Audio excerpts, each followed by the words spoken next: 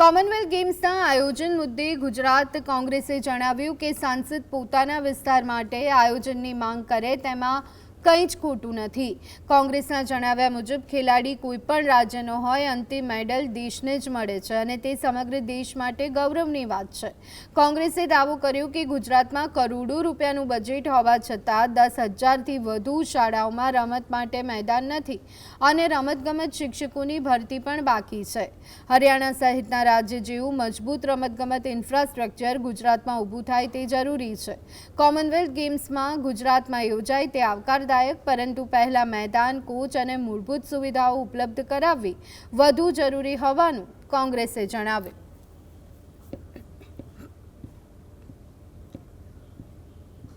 જે રીતનું કોમનવેલ્થમાં પ્રદર્શન આવ્યું છે, ગુજરાતના ખેલાડીઓ તરીકે ગુજરાતને ઓછા મેડલ મળ્યા છે।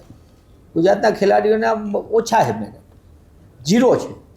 કરોડો રૂપિયાનું બજેટ, લાંબા સમયની વાતો, જાહેરાતો મોટી મોટી, પણ 10,000 કરતાં વધુ શાળાઓ એવી છે કે જેમાં રમવા માટેના મેદાન નથી બાળકોને। તો શું આ રીતે રમશે ગુજરાત અને જીતશે ગુજરાત? 15 વર્ષથી શારીરિક શિક્ષણના અધ્યાપકો, લેક્ચરોની ભરતી કરવામાં નથી આવતી, તો કોલેજના વિદ્યાર્થીઓ શું આ રીતે ગેમ્સમાં તાલીમ મેળવશે?